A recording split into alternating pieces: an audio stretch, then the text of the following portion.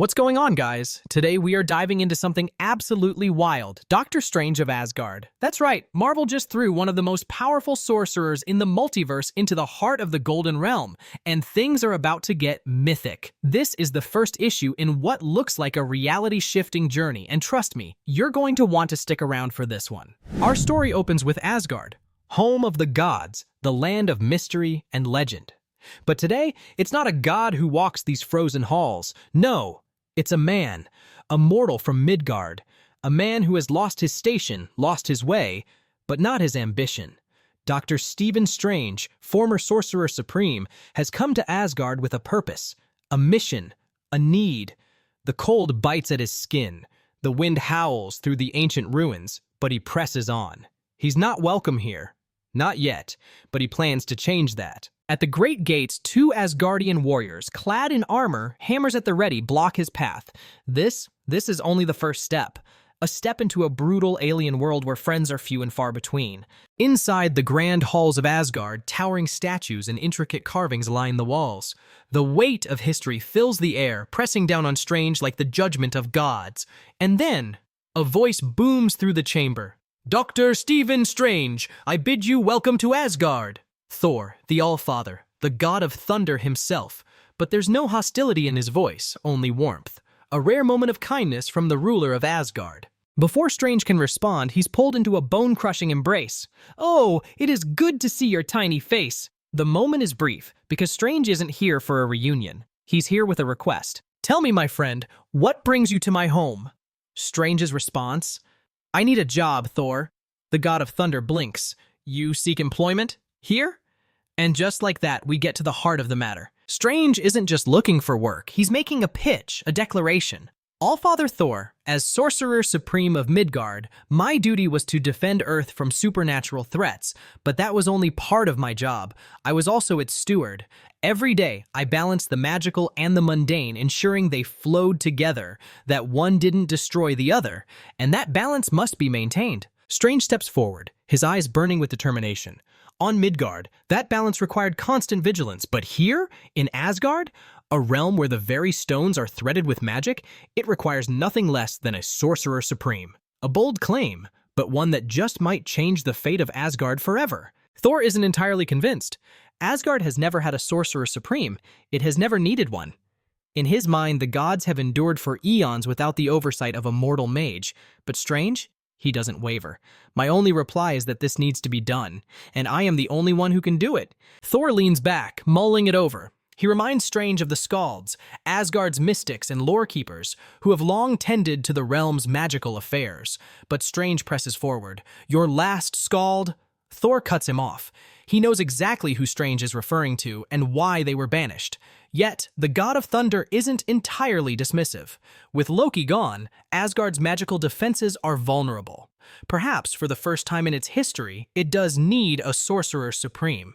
But there's a condition. Thor won't simply hand over the title. Strange must gain the blessing of Sorceress Hilda, the current magical authority in Asgard. It's a challenge, but one Strange is more than willing to accept. "Thank you, Thor. I can promise you that I will not squander this opportunity." Thor clasps Strange's shoulder, warning him about the likes of Doom and Loki, beings who wield words as weapons, tricksters who always hold an unseen advantage. But that does not mean we compromise. It simply means we must work harder than they do. With that, the god of thunder extends an offer. Strange is welcome to stay within Asgard's halls, to take a chamber fit for a sorcerer of his stature. But Strange declines. "Bridging the gap between Asgardian and Midgardian magic will require me to get my hands dirty, and I doubt I'll be able to do that while living in a palace." Thor respects that, a self-made man determined to carve his own path. "Away then, and forge your own path." Outside, Strange steps into the cold, his cloak billowing against the harsh Asgardian winds. A little help would have been nice, maybe a house, maybe a fair exchange rate on the currency, but no matter. This is exactly where he needs to be, because how can he hope to protect Asgard if he does not walk among its people, if he does not learn its streets, its rhythms, its struggles? Some might call this arrogance. Strange won't necessarily deny it, but as he reminds himself, undertakings of obscene arrogance are kind of what I do. And then, trouble. The unmistakable sound of a fight, because it seems some things are the same whether you're in New York or Asgard. Wasting no time, Strange steps into the fray. A brawl is unfolding before him, an Asgardian being pummeled by a group of thugs. Classic. "Excuse me, is everything all right here?" The beaten man looks up, clearly unimpressed. "Oh, you are disappointingly small." Strange rolls his eyes. So much for gratitude. But before he can formulate a proper response, the leader of the aggressors steps forward, a mountain of a man with an attitude to match. "Walk on, tiny stranger, lest you feel Knud's wrath." Strange sighs. Another brute with an oversized ego. "I'm really not that much smaller than you." But reason is wasted on this crowd. "Geirmundur, pummel our unwelcome guest until he speaks more smoothly." Pummeling. Oh great, here we go. Before fists start flying, Strange makes a last-ditch effort. "Before this devolves into further violence, may I suggest a conversation?" That suggestion is met with a fist to the face. As he stumbles back, Strange considers an important thought. "I know of Asgard's kings, its gods, and the world tree, but I am woefully ignorant of much else. For example, is the average Asgardian stronger than the average mortal?" Knud answers by hurling Strange through the air. "It would appear so." But now the real question. Are they significantly stronger? A second punch sends Strange skidding through the snow. "It would appear so." All right, that's enough of that. Strange brushes himself off, eyes narrowing. These brutes may have strength, but he has magic, and that changes everything.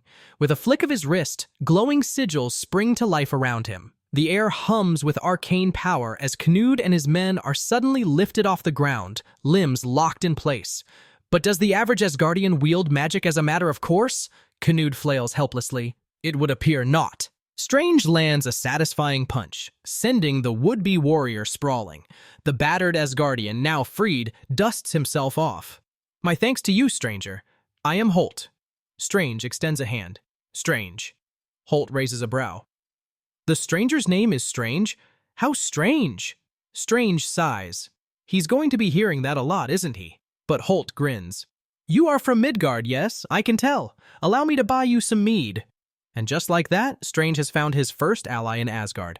With the chaos of battle behind him, Strange finds himself seated in a warm, lively tavern. Across from him, Holt grins, raising a mug of mead.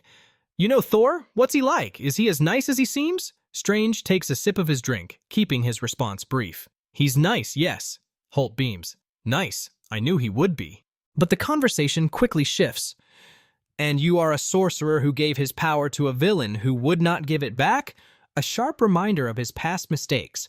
Strange tenses, but Holt isn't mocking him.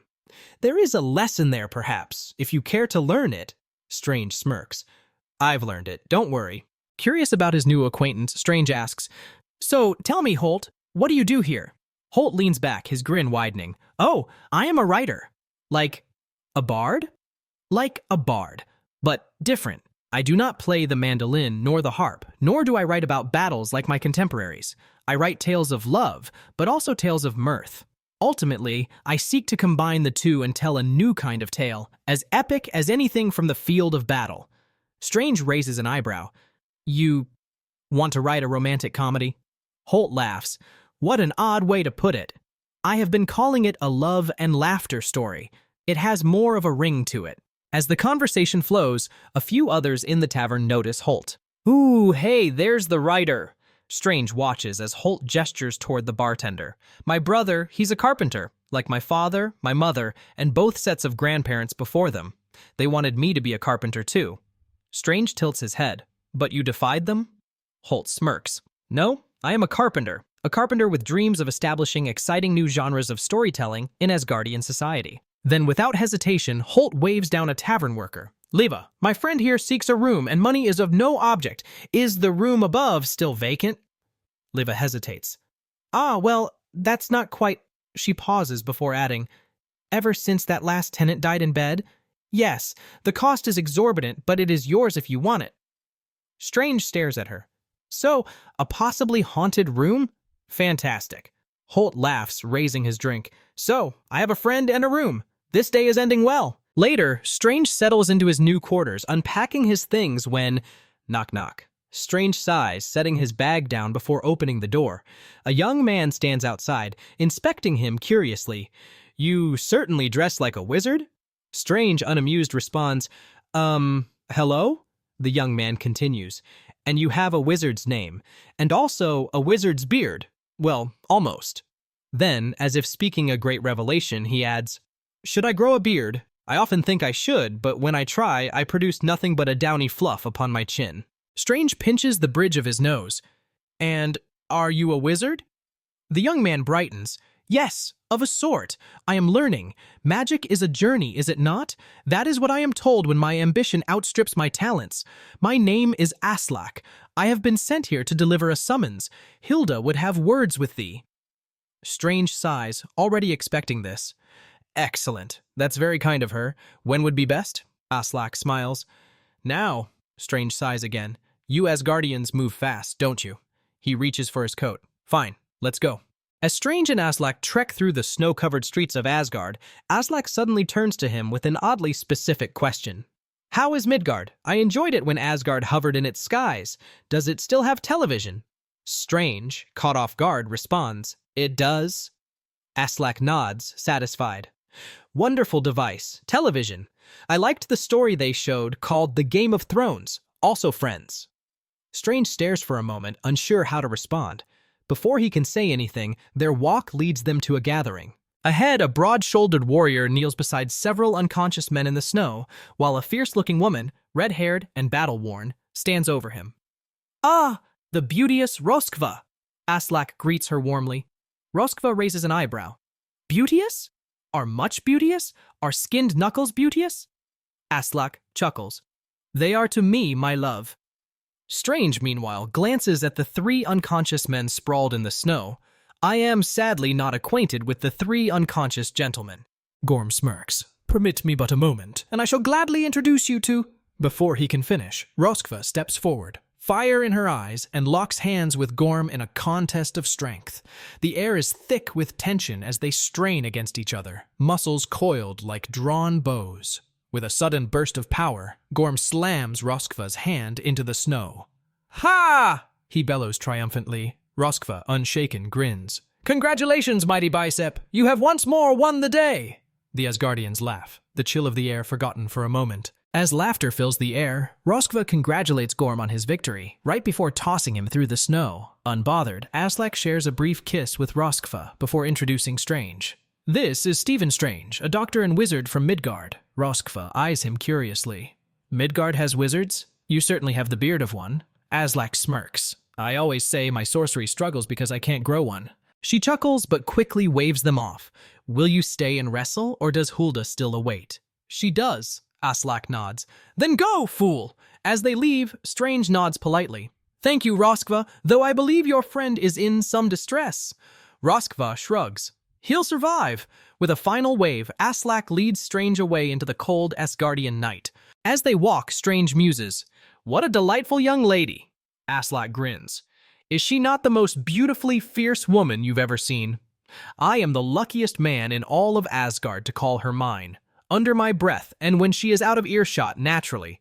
They arrive at a worn, ancient structure. Aslak gestures ahead. And here we are. You expected a grand temple? A golden ode to magic? Strange shakes his head. No, my own place in Midgard was similarly understated, apart from the window. Aslak stops at the entrance. It is for you to enter, Dr. Strange. I will remain here. Strange nods and steps inside.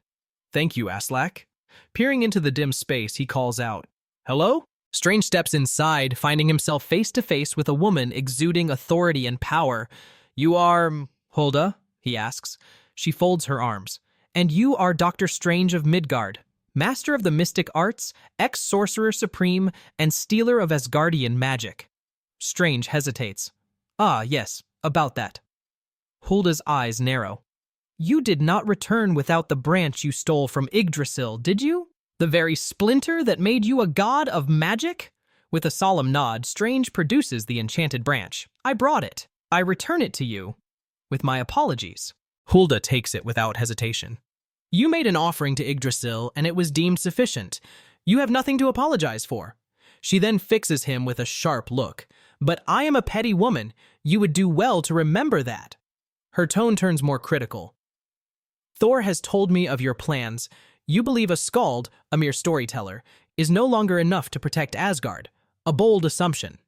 Strange straightens. As Sorcerer Supreme, I was not just Earth's defender. I was its steward. Hulda scoffs. Enough. Speeches may impress All-Father Thor, but I do not traffic in them. If you wish to convince me, you will do so with reason. So tell me, Doctor Strange, how do you plan to wield Asgardian magic when it is so different from your own? Strange smirks. I've already wielded it well enough? Hulda raises an eyebrow. When you possess the branch, yes. But is that the kind of magician you are? One who needs a crutch? She circles him. On Midgard, you surrounded yourself with magical trinkets. The cloak, the Eye of Agamotto. You like the paraphernalia of magic, the effects, the spectacle. But tell me, Strange, do you need them? Strange narrows his eyes. Surely, a Sorcerer Supreme must rise above others. That is what makes them supreme. Hulda leans in, or perhaps it's just a need to be better than the others. Strange exhales, gathering his thoughts. Oh, come now, Hulda, as they say so eloquently on Earth. And just like that, the room practically crackles with mischief, because, of course, it's Loki. The god of lies steps forward, staff in hand, flashing that trademark grin. Cut the guy some slack. Hulda immediately tenses, her voice cutting through the air. Loki! You should not be here. Loki waves a dismissive hand. Oh, because my dear brother has banished me? Please, Hulda, we both know how that story ends. It's only a matter of time before he welcomes me back. Stern warning, hope in his heart, convinced that this time will be different. His smirk lingers for just a second longer than it should. I will not disappoint him, but I will always disappoint him. Hulda, arms crossed, doesn't buy the act.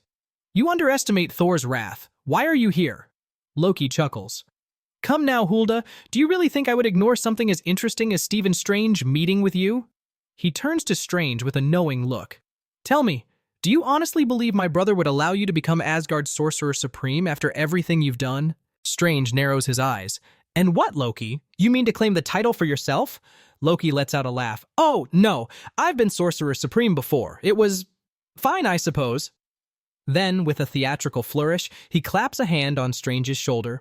No, I'm here to endorse my dear friend, Dr. Strange, for the role. Strange barely has time to react before the words slip from his mouth.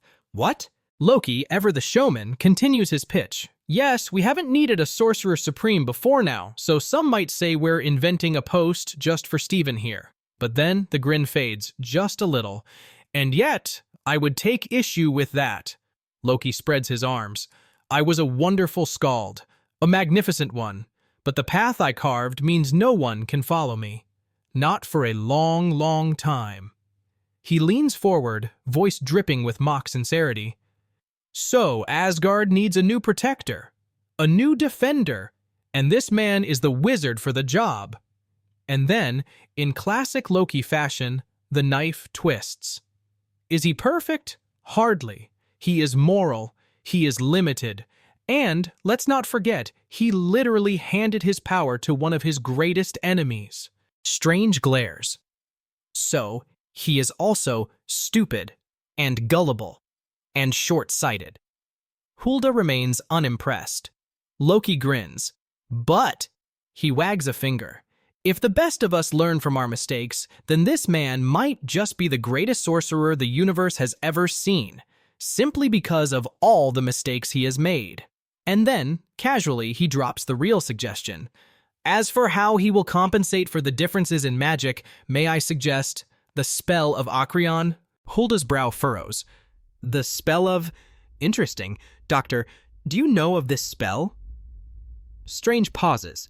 He knows enough to be wary. Loki, on the other hand, beams. Of course, in dimensions where magic is not naturally accessed, sorcerers must alter their minds to attune to new sources. A simple concept, really. Hulda strokes her chin. Loki keeps pushing. But for a magician of your caliber, Stephen, it would mean more than simply wielding Asgardian magic. His grin sharpens. It would mean letting it inhabit you, as your own magic already does. Strange is already seeing the cracks in the offer. It's a trick. It is. It must be. But... He exhales. It's also a brilliant solution to a definite problem. Hulda watches him closely. You would be agreeable to this? Strange nods. Loki claps his hands together. Then it's settled. Complete the spell, and you'll be the first Sorcerer Supreme of Asgard. And because he is Loki, he adds with a wink, a celebration is needed, methinks. Maybe a quiet one that doesn't alert Thor to my presence. But before anyone can process what's happening, before Strange can even consider what he's about to agree to, steel flashes, blood spills, Loki strikes. Hulda barely has time to react before the blade drives deep. No! Strange watches in horror as the trickster god, his endorser, his supposed ally, plunges a dagger into Hulda's back, pinning her down. And just like that, the god of lies reminds everyone who he really is. Loki moves to strike it again, but the blade snaps. It doesn't matter. It was never needed. A surge of magic ignites around Hulda, a final defense flaring to life, but it's too late. Strange doesn't need to check. He can feel it. Hulda's heart has been pierced. She's gone before he can even reach her. Loki stumbles back, eyes wide with something that almost resembles panic. No, wait, this wasn't me. Strange, you must believe me. And then he's gone. A rush of energy, a shimmer of light, and the trickster vanishes, leaving Strange with a corpse, a murder weapon, and absolutely no idea what to do next. The room is eerily silent. Blood pools around Strange's hands as he cradles Hulda's lifeless body. And then, Dr. Strange, it's Aslak. Is everything all right in there? Strange freezes. Uh-oh. To be continued. And that is where we leave off. What happens next? Did Loki actually do this, or is the trickster god being tricked himself? Let me know what you guys think in the comments, because this story is heating up fast. As always, be sure to like, subscribe, and hit that bell so you don't miss what happens next. Thanks for watching, and I'll catch you all in the next one. Peace.